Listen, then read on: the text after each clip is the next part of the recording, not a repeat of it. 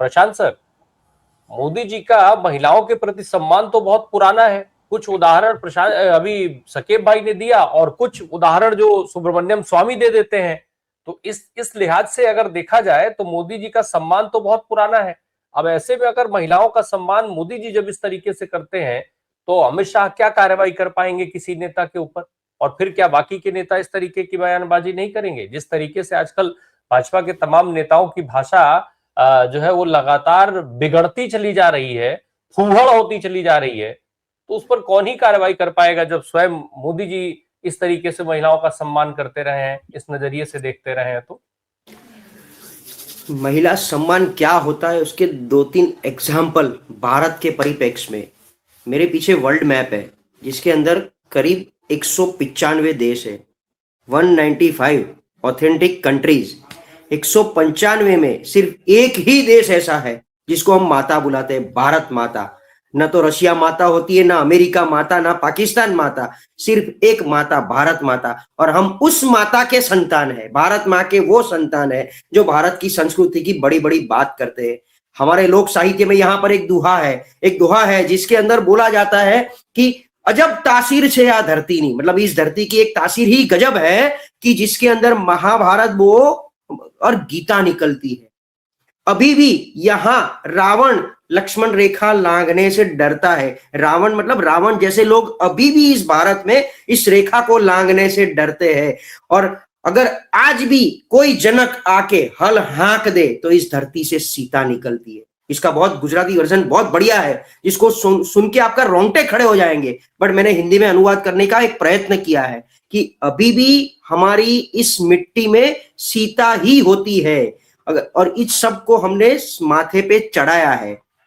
आप जिस हिंदुत्व देश की बात कर रहे हो, जिस धरती से आ रहे हो, जिस पार्टी को आपने माता को सर पे रख के ये जो या देवी सर्वभूतेषु शक्ति रूपेण संस्थिता नमस्तस्ये नमस्तस्ये नमस्तस्ये नमो नमः। शक्ति मतलब सिर्फ और सिर्फ देवी शक्ति, हमारी महिला शक्ति। और उसके आधार पर आप सशक्तिकरण की जब बात करके, ये फिलोसॉफिकल बात करके, एक म्यान में दो तलवार रखने की जब बात करते हो कि एक तरफ हम हिंदू है, हम माताओं का देश है, गाय को माता, राष्ट्रीय माता आप जाहिर नहीं कर सकते हो, गाय को वो नहीं कर सकते हो, गाय हमारी माता बोलते हो, यहाँ पर किसी और के ऊपर दमन कराते हो, और फिर ऐसी घटिया भाषा आपके नेताओं से। और एक दो कुछ छुटमुट हो सकते हैं तो मान सकते हैं कि किसी का वाणी विलास हो गया जिसको मैं वर्बल डायरिया बोलता हूं, पर ये जितना बड़ा पॉलिटिकल इश्यू आज बन गया है उतना थोड़ा हमारा सोशल इश्यू भी बना है।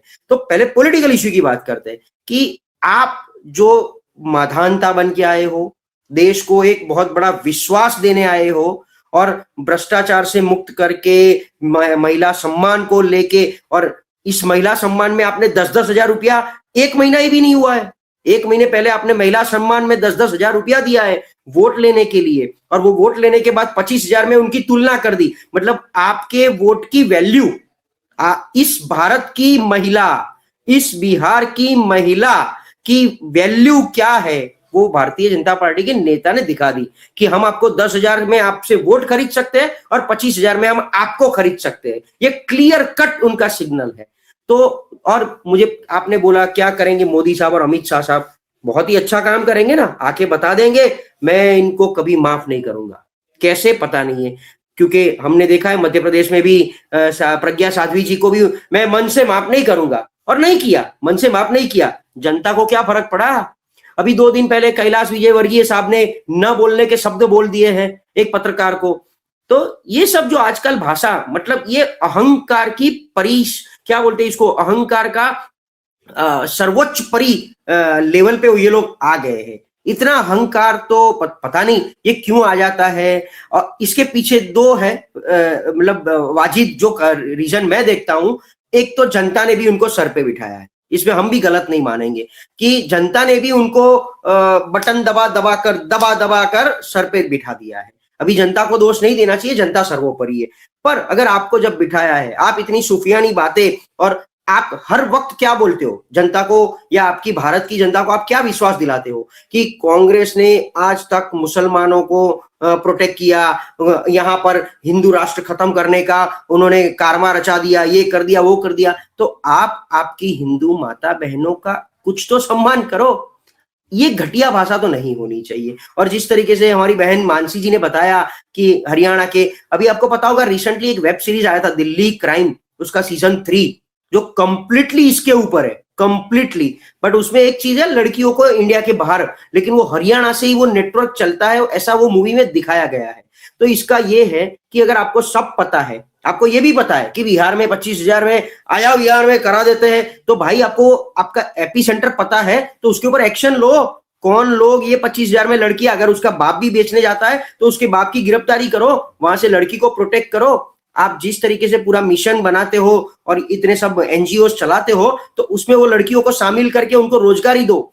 आज ये नौबत इसलिए आई है, बिहार, झारखंड, उत्तर प्रदेश, ये सब बहुत ही गरीब प्रदेश है जहां पर 2 वक्त की रोटी नहीं मिलती, मुश्किल से मिलती है। वहां पर लोग लड़कियों को इसीलिए नहीं पढ़ाते हैं क्योंकि पढ़ाई के लिए खर्चा होता है, वो खर्चा नहीं कर पाते, अफोर्डेबल नहीं है उनके लिए। फिर वो लोग आगे जाके लड़कियों को ऐसे कोई भी जगह सौदा करते हैं, जैसे आजकल वो दहेज वाला जो सौदा होने लगा है कि दहेज में भी पैसा लेने का, और डाइवोर्स लेते हैं तो लड़की के खर्चे के लिए लड़के वालों से पैसा लेने का। तो ये सब जो एक साइकिल बन चुका है, ये इतना सोशल इश्यू भी है, नहीं ऐसा नहीं है। मैंने दोनों इश्यूज पॉलिटिकल और सोशल को इंटीग्रेट करने का ट्राई किया है। मुझे लग रहा है कि इसके ऊपर चैरिटी बिगिंस फ्रॉम होम, तो एज ए सरकार, सरकारी आदमियों को तो क्या बोलना चाहिए उनको पता ही होना चाहिए। कहीं भी आके कोई भी तरीके से भाषण दे देना, कुछ भी वर्बल डायरिया कर देना, तो आप ही बता दो 25,000 में काम है। तो उनको स्ट्रेट क्वेश्चन है, अगर आपको पता है तो आपके घर में भी कोई होंगी ना लड़की जिनकी जो शादी करने के लायक हो गई होगी, 25 साल की, 20 साल की, 22 साल की, तो 25,000 में आप भी कहीं, क्या बोलूं आगे।